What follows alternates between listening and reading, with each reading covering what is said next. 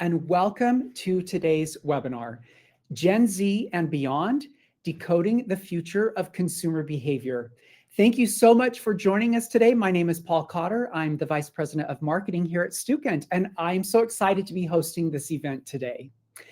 To start off, as a special gift for each of you for joining us today, we want to offer you free instructor access to our consumer behavior courseware and Simternship. This comprehensive bundle includes a groundbreaking simulation that gives students hands-on experience in the field of consumer behavior. It includes annually updated courseware that helps you stay ahead of industry changes. It includes engaging assignments and auto-graded quizzes that will save you so much time as an instructor. And it also has real-world case studies and projects that help bridge the gap between theory and practice. So go ahead and click on the pop-up that's on your screen right now, and you'll be able to get access, free instructor access to this courseware and Simternship. Now, while you're taking a second to get this access, I want to introduce and welcome to the stage our today's speaker, Emma Gibbons. Emma Gibbons is an assistant professor of marketing at Ohio University, where she currently teaches consumer behavior. She also serves as the associate director of client relations in the Ohio University Center for Consumer Research and Analytics. And that's a center focused on providing insights into Gen Z consumers for real corporate clients, such as Red Bull, Dick's Sporting Goods, and many more. All this while enabling students to engage in real marketing research projects.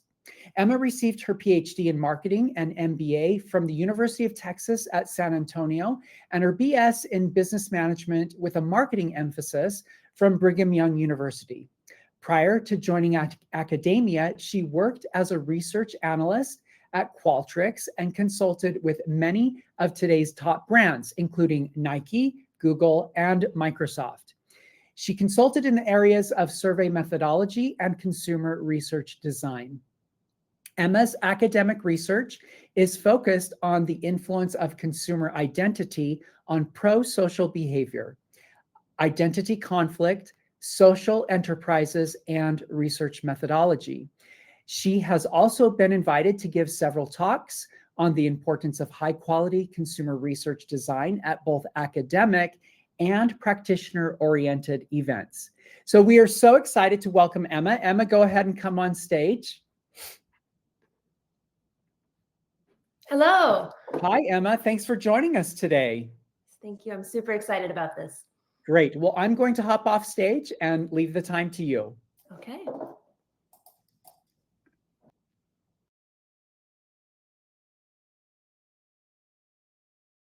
Head back on stage and get my slides up for you all.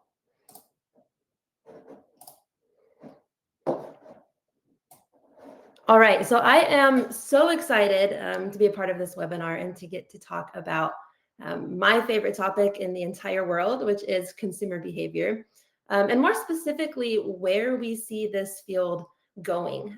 What are some of the trends that we are starting to pick up on in the world of consumption that are really going to impact the next wave, both of consumers and marketers and business professionals? And this is something that I think is incredibly relevant, of course, as business practitioners, right, as people actually working out in the business field, but certainly for business educators as well, as we start to really prepare our students to take on roles of being marketers and salespeople and entrepreneurs and try to understand how to navigate some of these changes that we are seeing in the consumption space.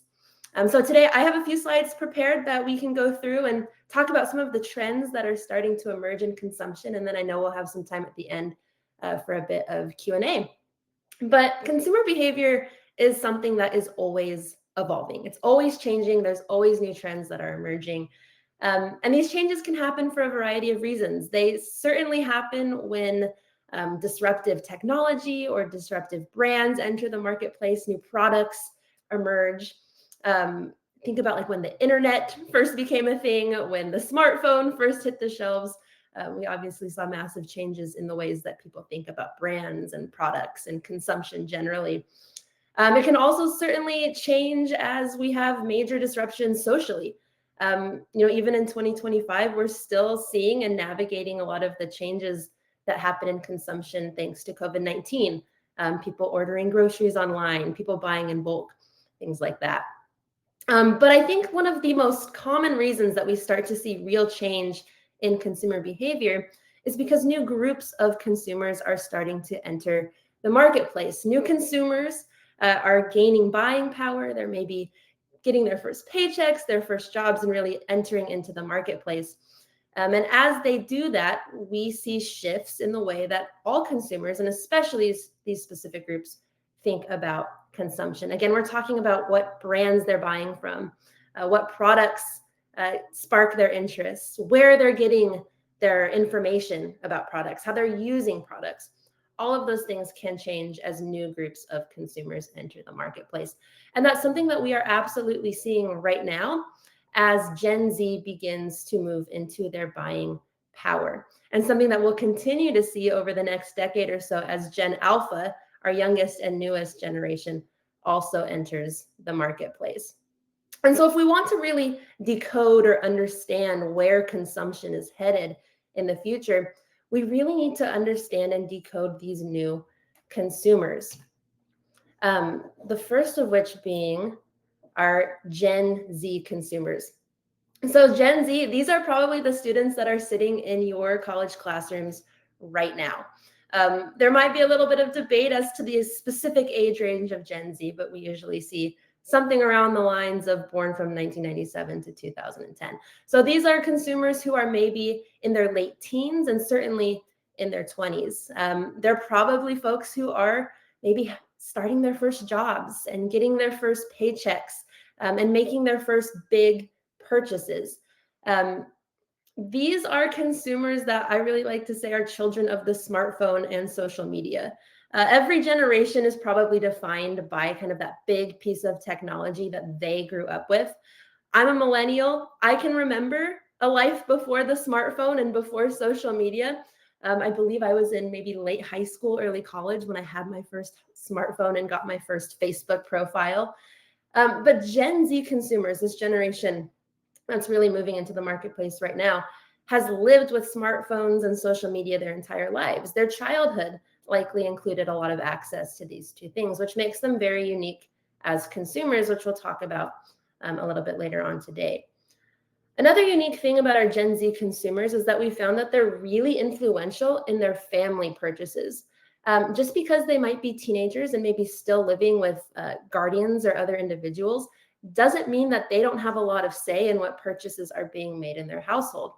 And a lot of the time, because of their comfort levels with technology, with social media, with what's interesting in the world, a lot of the times we see older generations that may even be living with these folks really turn to Gen Z to understand what they should be buying. And a big thing that really defines Gen Z consumers, maybe compared to other groups of individuals, are the values that they have. Every generation has things that they value that then influences the way that they think about buying. And Gen Z has a very unique set of values, which again, we'll talk about a little bit later in the webinar today, that really defines how they're thinking about brands, how they're thinking about products. The next group of consumers that we want to start maybe thinking about in this webinar, and certainly start thinking about as marketing educators, is Gen Alpha. And they're a little bit of a mystery to us still. These are young consumers. These are consumers that have been born maybe in 2010, but also could be being born right now. And so certainly we still have a lot of work to do to see what these consumers are actually going to do in the marketplace, especially when they start to become that group with more buying power. But there's a few different things that we know about them that can help us maybe make some predictions about what these consumers are going to do down the road. And again, a lot of that can work with the technology that this group of people is being born and raised with. If we think about the oldest Gen Alpha consumers as being born in 2010, and we look back at 2010 and see what was going on then, well, we had the first iPad being released. So we're going from smartphones to iPads and the technology connected to those. We had Instagram being launched, which is maybe one of the most successful and largest social media platforms ever to exist, as these consumers are being born. And also in 2010, the word app was chosen as the word of the year. And so it gives you a sense of the context in which these consumers are growing up, which kind of segues me very nicely into the first trend that I want to talk about when we think about decoding the future of consumer behavior. I'm going to go into 4 of them today, but I think the first one is maybe the most obvious to all of us, which is that the future of consumer behavior is going to be very technology driven.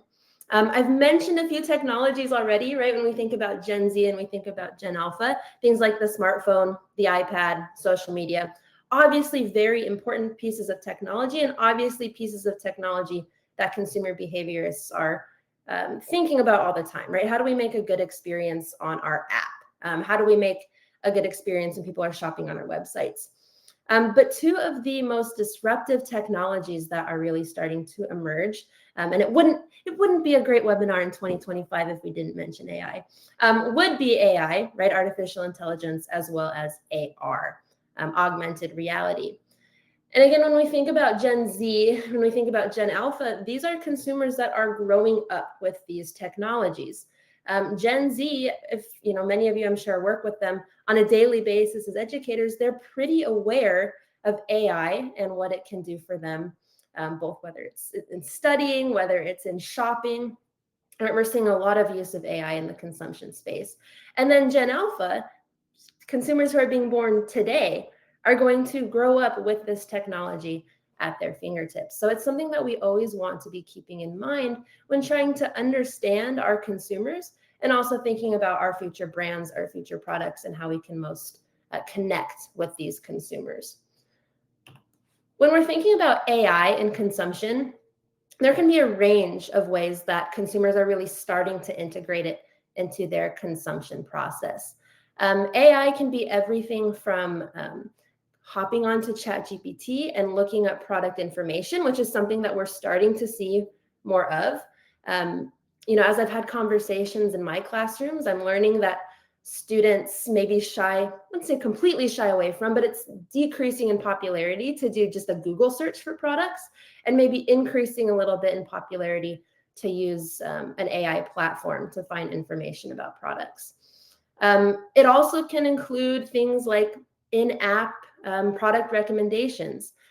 Think about if you were watching Netflix or if you're on Spotify and you start to get these recommendations provided to you from the platform. And a lot of consumers are really looking for and almost expecting this personalization when it comes to their experience. And a lot of that comes from AI and being able to rely on AI to make consumption decisions, or at least use it as a resource when trying to make decisions later on. So we need to always be aware of some of these emerging technologies. AI is certainly one of them. AR is another, augmented reality, that's starting to increase in popularity, especially among our Gen Z and Gen Alpha consumers. And there are brands that are doing a great job of introducing augmented reality into their platforms. Some of the most common examples would be, a lot of furniture or home companies that let you visualize, right, using AR, visualize what that piece of furniture would look like in the space. We see it with clothing companies, right, that are letting you virtually try things on. And it changes, right? It changes the way that consumers are thinking about consumption, because maybe now I don't need to necessarily go into a store to see this couch. Maybe I don't need to go try on this piece of clothing when I can do it from the comfort of my own home. And so as brands, we need to be aware of the interest that these consumers have in these technologies, and see, is there a way that I can incorporate these into my platform, especially as it becomes an expectation for our consumers.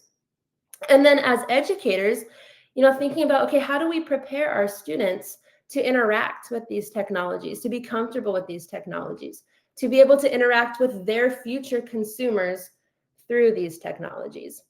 And so one thing that I really want to do throughout this webinar is provide some ideas as well of how do we incorporate these trends, right? These 4 trends that I'm going to talk about. How do we incorporate them into the classroom to make sure that we are really preparing our students well, and that we are up to date with what it is that we are talking about.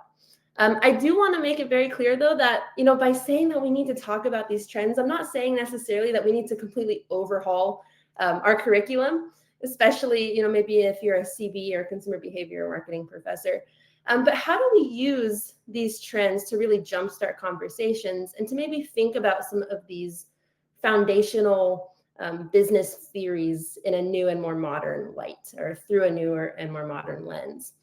So when we're thinking about AI and AR in the classroom, I think one of my biggest pieces of advice, and something that's worked especially well in my own classroom, has been really just getting students comfortable with using them and comfortable using them in a consumption-related space. A lot of your students probably know how to work AI, probably know how to work AR.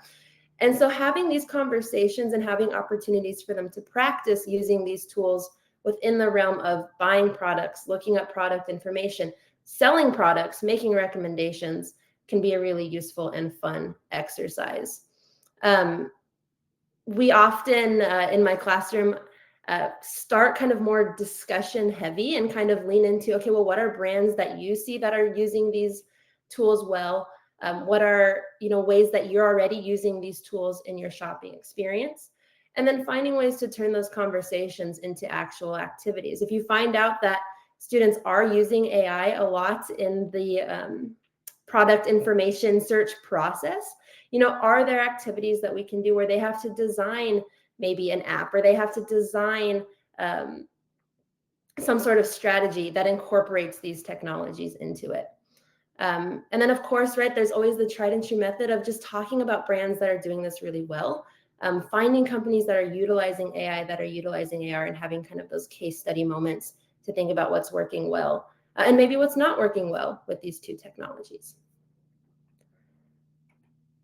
The next trend that I want to talk about is the fact that the future of consumer behavior is incredibly social. Social media is here. It is here to stay. And nearly every Gen Z and eventually Gen Alpha consumer is in the world of social media. Which social media platforms are most popular? That's always shifting. But the fact that social media is popular and will continue to increase in popularity is certainly a trend that we need to be aware of. This is from Pew Research, just shows some of those social media platforms that are especially interesting right now. And this is specifically among our teen, so kind of our Gen Alpha, Gen Z individuals. You can tell YouTube is king. YouTube is incredibly popular. TikTok is up there as well, Instagram and Snapchat. The other ones, they're still out there. They're maybe more common amongst us millennials and older individuals. And so again, when we're thinking about which brands we want to bring into our classroom, which platforms we want to talk about and discuss, these top 4 would be great options. A few other interesting just kind of points I want to make, or facts I want to throw out there about social media right now among our young consumers.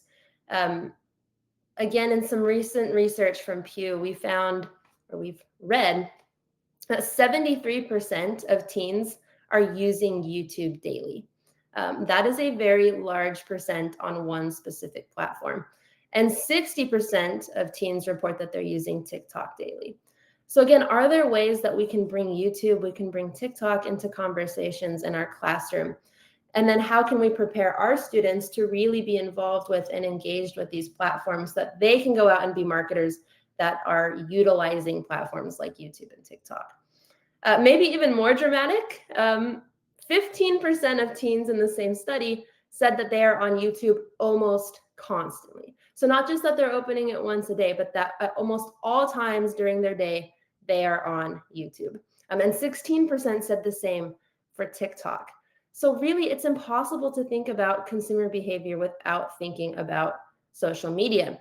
And in conversations that I have had with my students, social media is a huge driver for where they are not only learning about products, but now where they're actually buying products.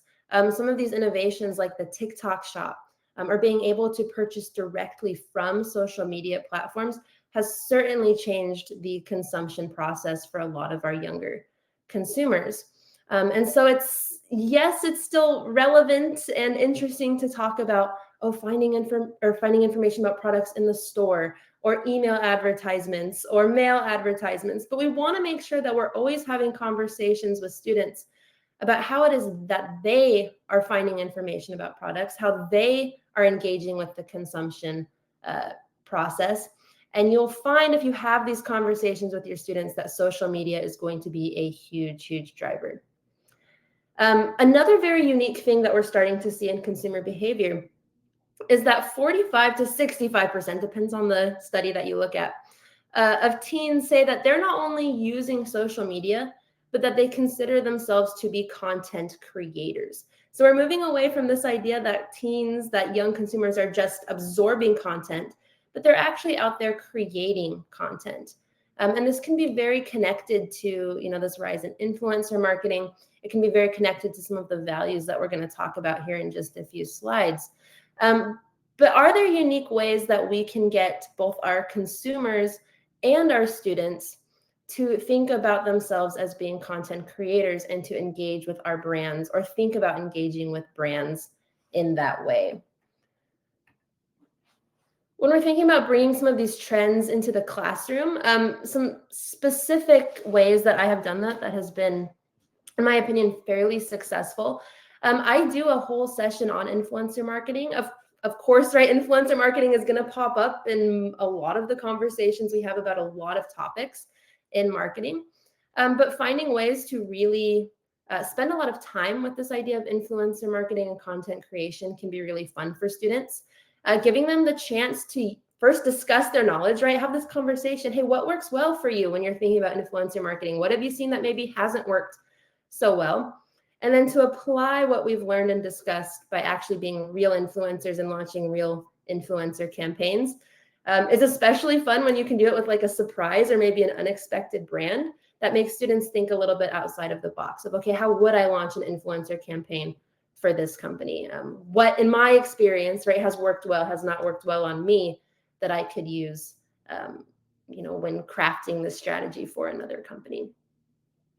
Another thing to think about, if you're a marketing educator or a consumer behavior educator specifically, is that we often find ourselves having assignments or projects that are about the consumer journey. So I have a semester-long project where students really have to kind of go step by step through the consumer journey for their specific product. And it's important to make sure that we are encouraging them to look at some of these trends when they're thinking about the consumer journey. So asking questions, consumers about, how does social media play a role? Where did you find information about this product? Can be another fun and useful way to kind of incorporate that into what it is that you're already doing. And then this last one is a little bit more broad, and I think I've said this a few times and I'll continue to say it. One of the best things that we can do is just listen to the students in our classroom. If we want to understand where consumer behavior is headed, well, the future consumers are sitting at desks in your room right now. And so having these conversations about what they like, what they don't like, what they're doing, what they're not doing, whether it's, about technology or certainly with social media, can really lead to some insightful discussions and maybe spark some ideas for them when it comes to marketing their own brands, whether that's part of a classroom project or beyond. So the third trend I wanted to mention is that really the future of consumer behavior is experience-based. Consumers more and more are expecting to have fantastic experiences. And I don't know if that's necessarily something that has changed, but what that experience has certainly changed. It's important when we're thinking about consumer experience that we're not just thinking about that process of hitting that purchase button or that checkout process when you're at the store. The experience somebody has with a product, the experience that they have with a brand really stretches all the way from their experience searching for information, which, like we mentioned, likely includes things like AI, likely includes things like social media, to being in a store, to being on a website or an app. Of course, that actual purchase experience, but then also their interaction or their experience with others around them, with customer support if they have any issues, with using that product, with using that brand, and then ultimately getting rid of that product that they purchased. And so really challenging students to think through all of the different experiences that consumers might have, and especially experiences that involve those newer technologies and social media, can be very, very useful and very, very important as we really kind of want to stay ahead of the game in terms of consumption trends. Some ideas for the classroom with this one. I love having students do shop-alongs. Sending them out to stores, sending them with a friend, and just observing what that consumer experience is like. And I think that as we're considering, some of these other trends, technology, social media, it's awesome to do those in-person grocery store shop-alongs. It's also just as useful and potentially more so to do digital shop-alongs, right? Sit with someone and watch them go through that whole process of purchasing something online. Sit with someone while they're on social media, on TikTok, maybe scrolling for information about specific products, or YouTube, right? Looking for information on specific products. Finding ways to, again, really focus on consumer experience while at the same time thinking about technology and social media is very, very useful for students. Customer experience in-depth interviews, same thing. My students, I have them sit down and do several really in-depth, like 30 minutes plus interviews with consumers. I think it's really important that these be with a range of consumers, but I think it's especially useful when they can do these with their peers. And they can kind of think about, okay, what is Gen Z, what is Gen Alpha actually thinking when it comes to these products? And what does a good experience look like for them? Of course, right, case studies and discussions are always a very useful tool, but thinking about some of those companies that really excel in the experience side of things, you'll be very intrigued, at least I've been, even across just a few years of teaching, to see how these change and how the brands that consumers see as being world-class in customer experience can change consumer to consumer, and certainly generation of consumer to generation of consumer. And then using all of these things that they learn to actually design really great experiences. How do we practice, or how can students practice, right? Building fantastic retail experience designs, or website designs, or app designs. Giving the chance to, yes, discuss, but also practice can be very, very useful. And then last but not least, when we're talking about consumer trends to really be aware of and thinking about, the future of CB is very, very value focused. Again, every generation has had values that have been important to them when it comes to consumption. And Gen Z and Gen Alpha are no different. But the values that they are focused on in their buying journey are a bit different than those that we've seen in the past. We've really started to see consumers wanting to purchase from brands that are transparent. Authenticity has been a huge differentiator for a lot of brands. And we see this especially among our Gen Z consumers looking for brands that come across as very transparent and authentic. Sustainability. Gen Z consumers will choose to buy from sustainable brands over non-sustainable brands. Unique, we definitely are seeing, at least, I'm seeing as kind of an identity researcher, this increased desire to really identify with or connect with brands, to really feel like a brand is part of who somebody is. And especially if a brand is somewhat unique, if what they stand for, what they do is very unique, Gen Z consumers really feel like they can kind of take that and embed it into their own identities and use these brands almost as expressions of who they are as human beings. Doing good. There's almost this expectation right now that the brands that consumers are buying from, especially our younger consumers, are doing something good for the world. And we like to see information about the good that these companies are doing, again, especially if it comes off in a very authentic way. Health-oriented brands that are concerned with physical health, emotional health, and wellness, and then brands that are inclusive. And when we look at those values, right, this is in general what we're starting to see consumers wanting more and more. But when we look specifically at the values of Gen Z, we can see why consumers are headed in this direction. And it's being driven by these value shifts in Gen Z. So that green bar is just overall what consumers value. That blue bar is what Gen Z tends to value. And we can see some areas where there is a difference there. Affordability, not a huge surprise, right? Gen Z is our youngest group of consumers. So of course, maybe their buying power is not as strong as other generations and are concerned with price. But we also see, right, these spikes in purchasing experience right here, like we already talked about. Brand authenticity, a huge difference there. Sustainability and transparency, which again, maybe goes along with authenticity. And so our younger consumers really want brands that they resonate with. They want brands that share their same values. They want brands that are authentic in who they are. And they want brands that are doing some good out there in the world. So when we're thinking about these values and kind of the future of value-focused marketing, a few things that we can do in the classroom. One thing is to have students really think about their own values. And one of the very first things that I do in the first week of class is have students think about some of the things that they value, right? What are their values? Whether, again, it's authenticity or fun or excitement or helpfulness, right? What are their values? And then really challenge them to think about the brands that resonate and connect with those values. And you'll find a lot of the time that what students value and what the brands that they buy from value match. You can also challenge them, right, to imagine that they're a brand and to think about how they can market themselves in a way that matches with consumer values or specifically with their values.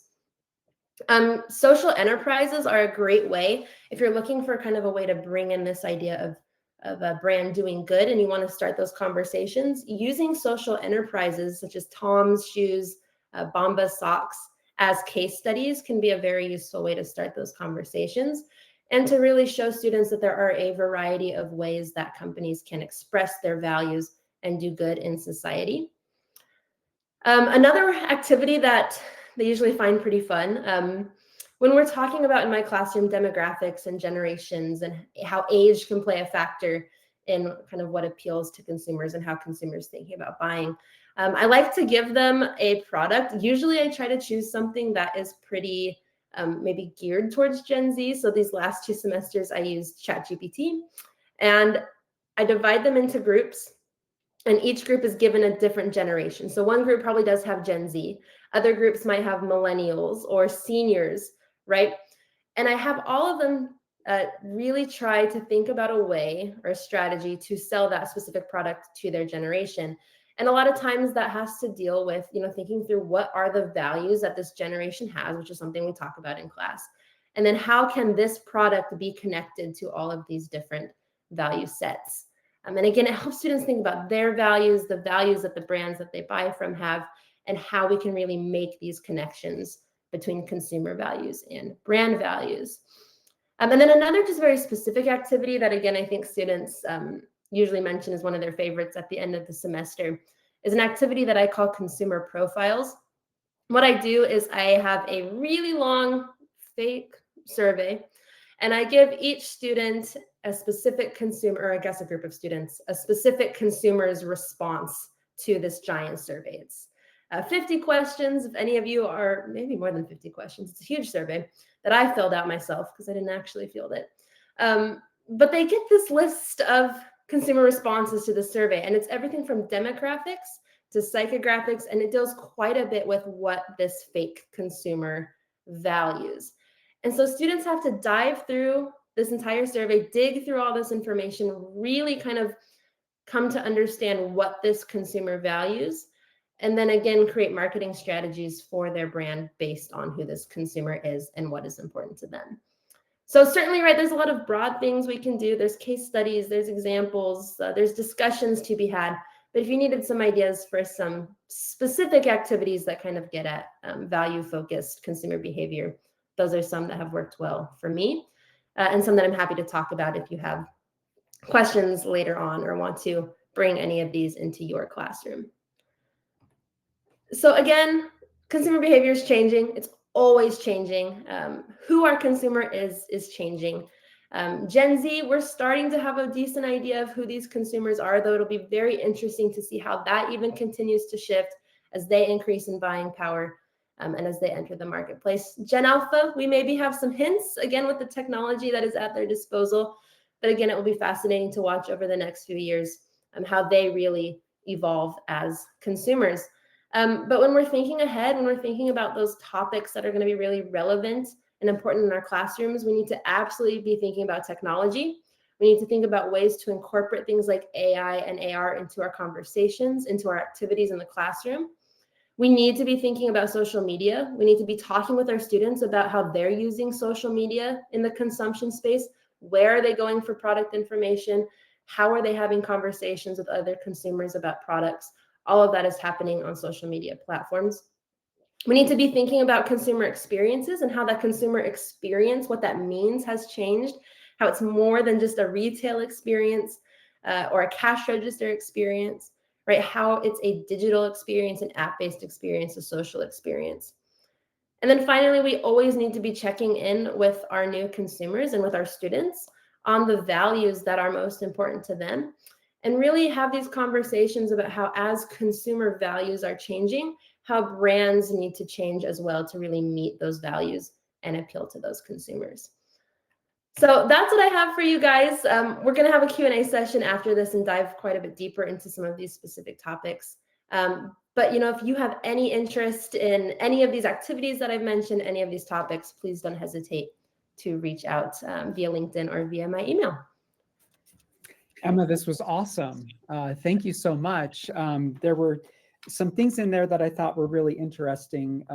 First of all, I wish I would have had an assignment to do shop-alongs when I was in school, but yeah, didn't have the opportunity to do that. But just some very interesting stats and trends. So thanks for sharing those. I'm excited to dive into the Q&A. Before we do that, I want to just remind everyone about the free instructor access that we're offering.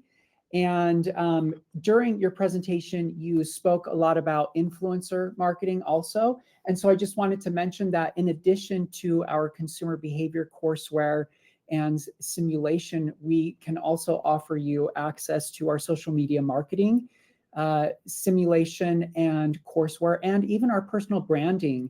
And those talk a lot about influencer marketing and some of these other issues and trends that you spoke about today. So just wanted to let everyone know that if you click on that, we can give you access to any of those if you're interested in that.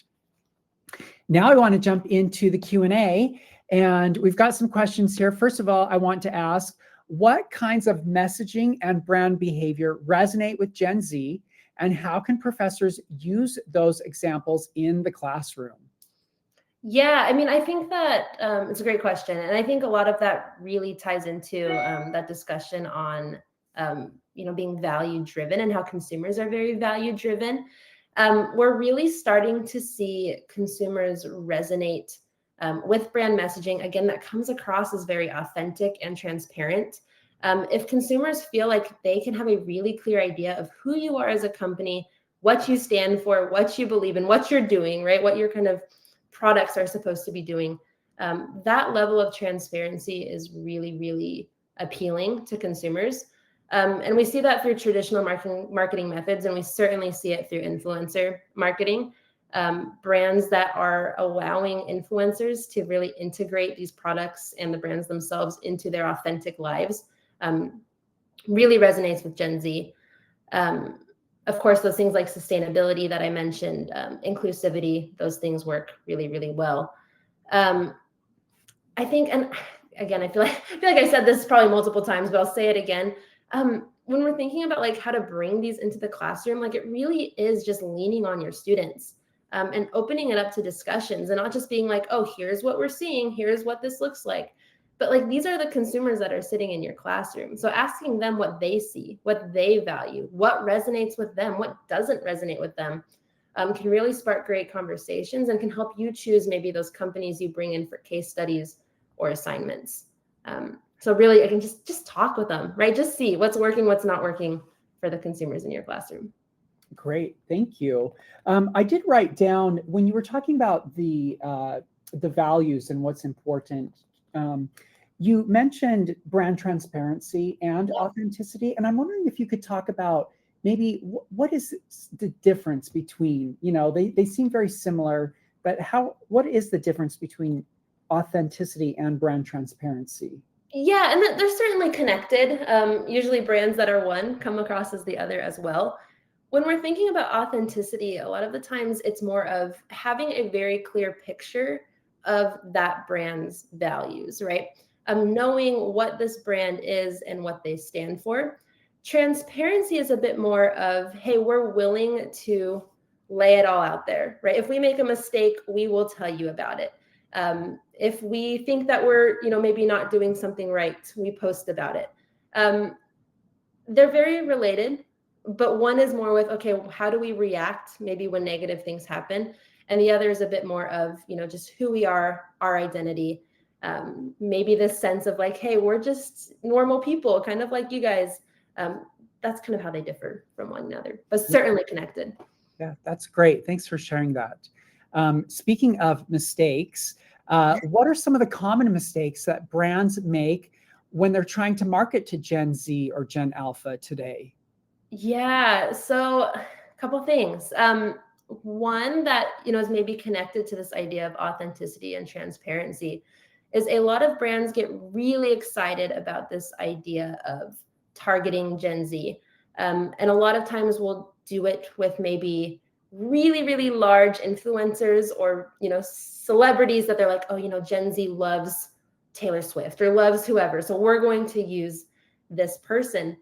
And I've had a lot of conversations with students in my classroom that have said that, what, that stuff doesn't usually work well for us. These are smart consumers. These are consumers that probably can look at, an advertisement featuring a major celebrity or influencer and say, you know what, I don't think that person is probably actually using this product. And it comes across as very disingenuous and very inauthentic. An example, we talked just this last semester, Oreo came out with a brand new flavor and had Post Malone, who's a pretty popular celebrity among our Gen Z consumers. And I was actually surprised when we talked about it in my classroom, how many of my students did not like this collaboration in this campaign. And when you dug into it, it was this idea of, well, I don't think that Post Malone probably actually helped with these Oreos. I think they just put his picture on there. It feels like they're just trying to target us through this person. And they really did not think that it was an authentic collaboration. So I think, maybe getting too excited about targeting these Gen Z influencers and celebrities can be a mistake, especially when we're thinking about how authenticity is so important to these consumers. And another one that, again, pops up a lot in conversations and research that I've done is focusing maybe too much or exclusively on the digital experience. I know that in the slides, I've talked about technology, digital, it's important, and it certainly is.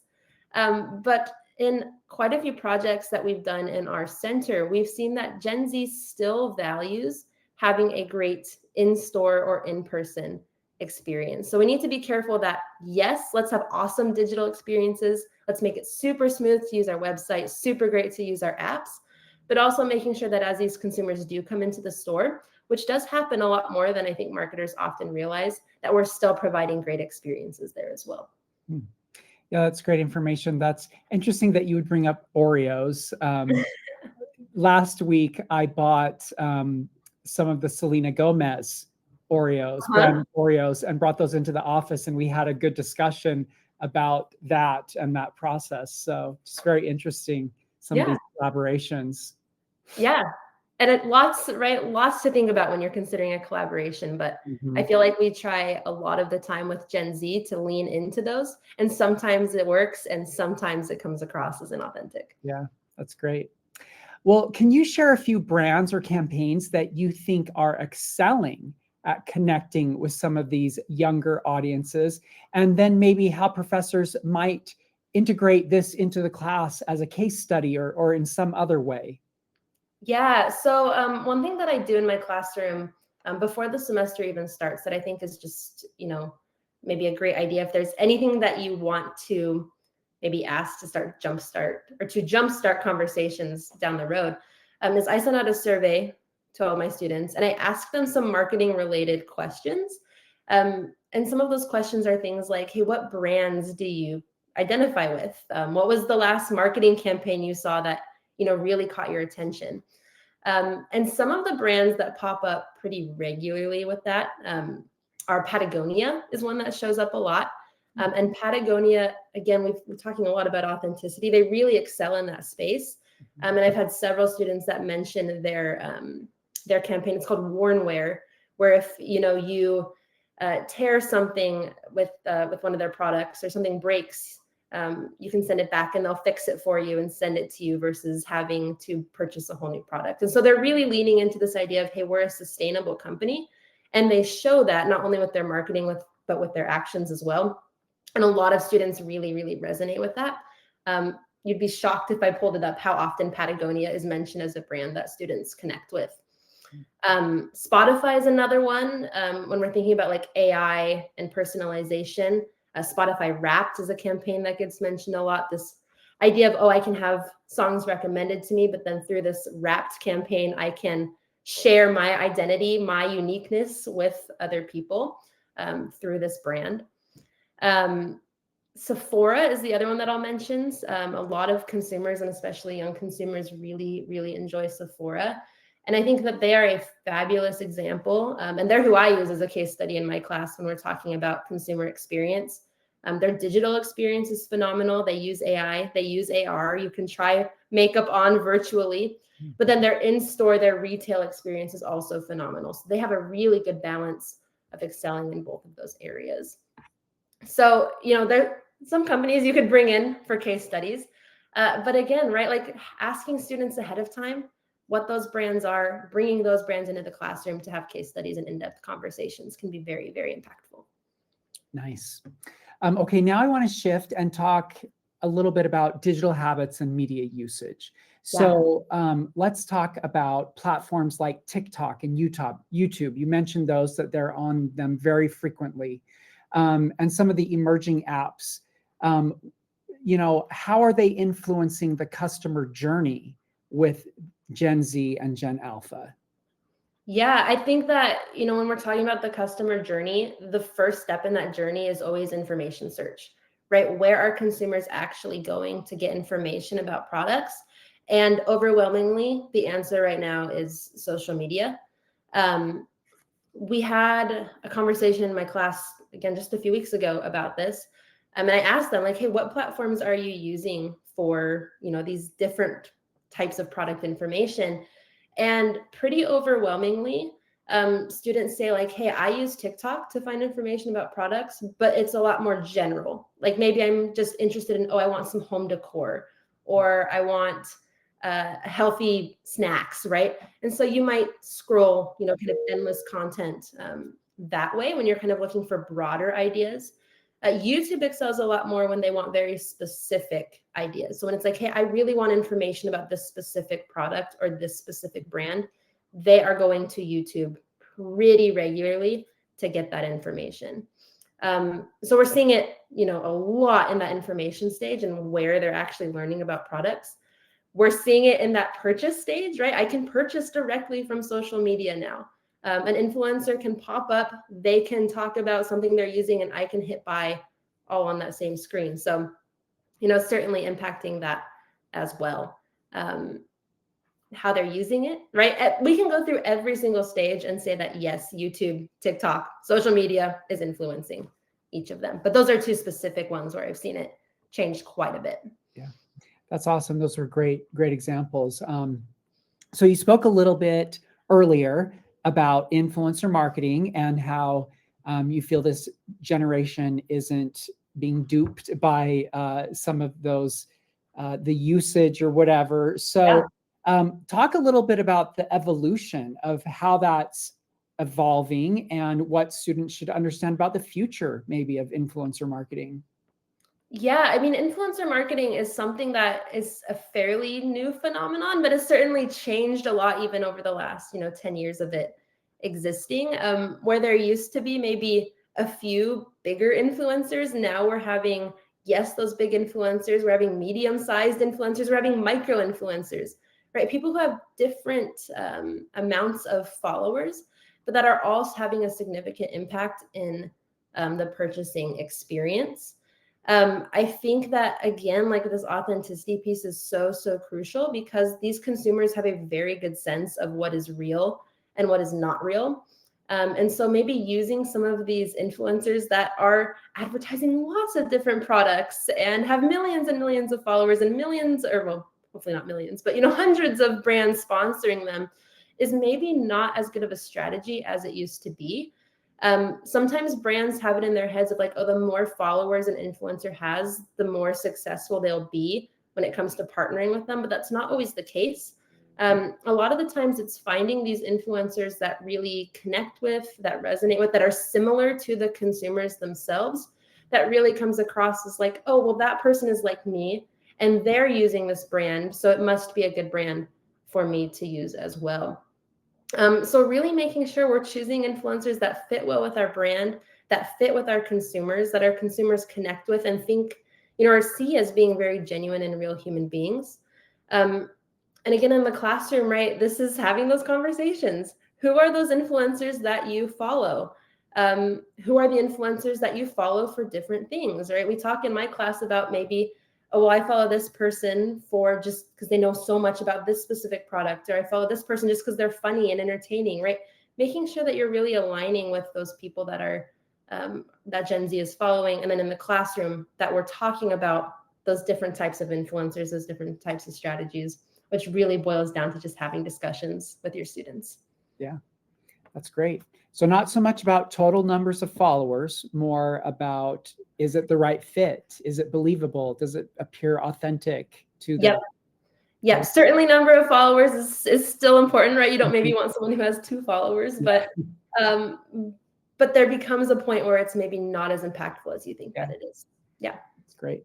All right. Well, now I want to talk a little bit about classroom application. Obviously, our audience today, they're educators.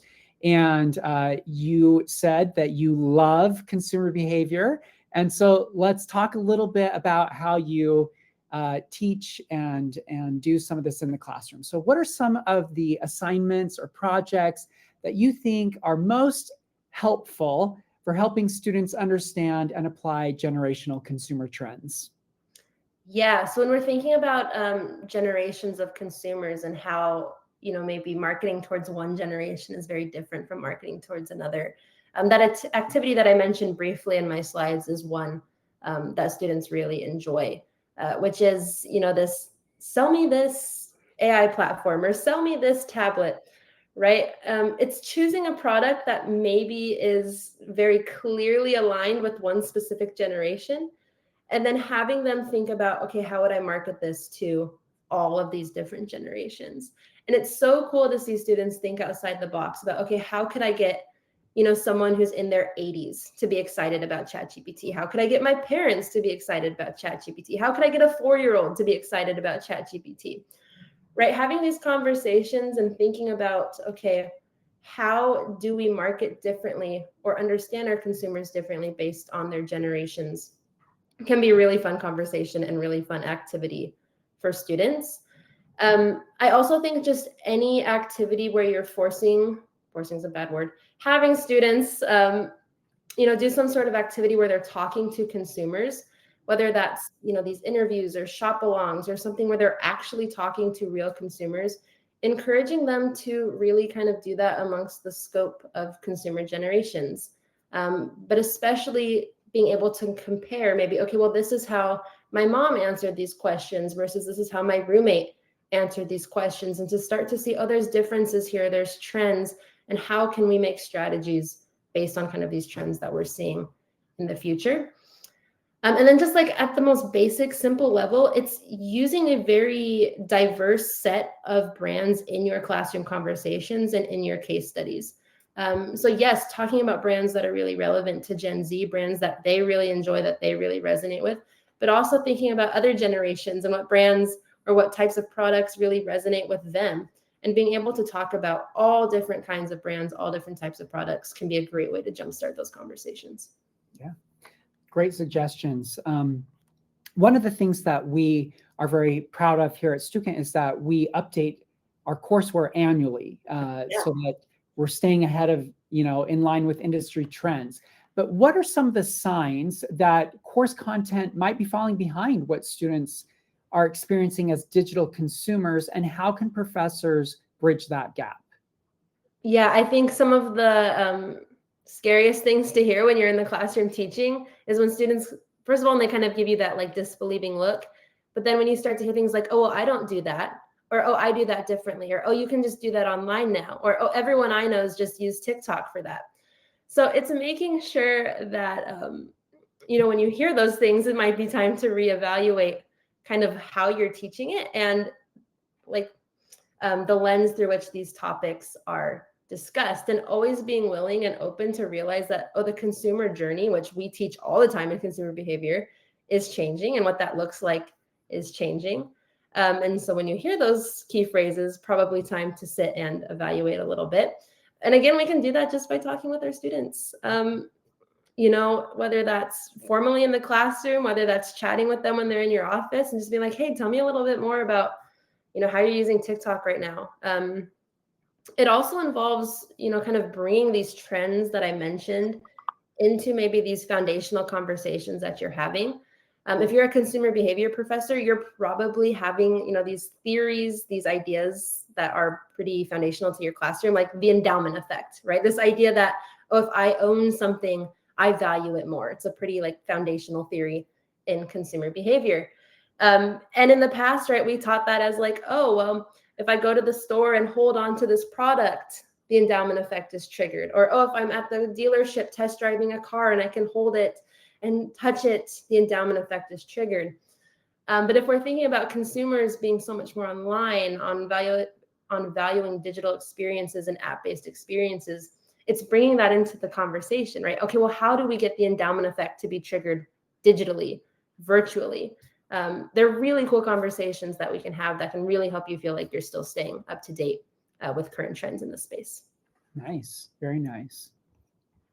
Okay, now we have a couple questions left and then we'll wrap up for today. I want to look ahead a little and tell us what are some of the biggest misconceptions that professors or even marketers tend to have relating to Gen Z and Gen Alpha?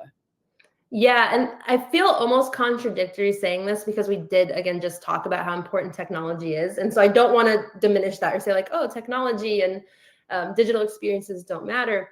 But again, it's this idea that consumers maybe don't care about the in-person side of things. I ran 2 research projects with my center in the past year, both of which showing that Gen Z consumers really still value the safety net of a great in-person experience, of having somebody in a store to talk to if they need them, of feeling comfortable in that space.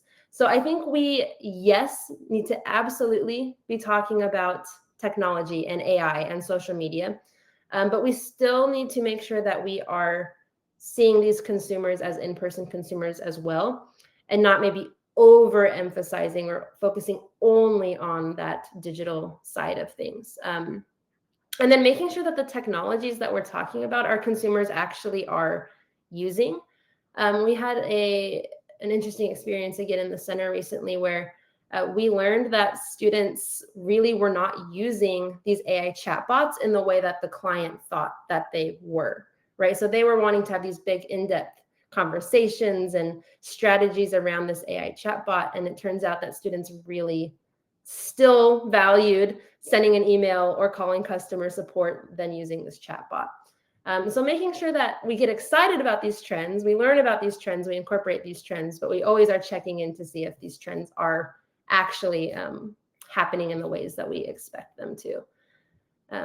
Yeah, hopefully that makes sense. Yeah, no, that's great. Fascinating. Okay, final question here. What emerging trends do you think marketing educators should be watching right now to help them stay ahead of the curve? Yeah, so I may be a bit biased in saying this as an identity researcher, but I think that identity marketing is a huge trend that we need to be keeping an eye on. We've always had this idea of understanding how, companies do good in the world, or this pro-social side of things. But as we have consumers that are more concerned with identity, are more concerned with authenticity, I think seeing how they expect or want brands to interact with maybe more controversial issues will be something to follow. Does Gen Z want brands to make or have stances on these issues? Do they want brands to engage in this way? Do they want brands to have like very clear identities will be something that we need to follow, and kind of how they interact with brands in a more social and even political space. And then we always need to be thinking about Gen Alpha. Gen Alpha is young. Gen Alpha is literally being born right now.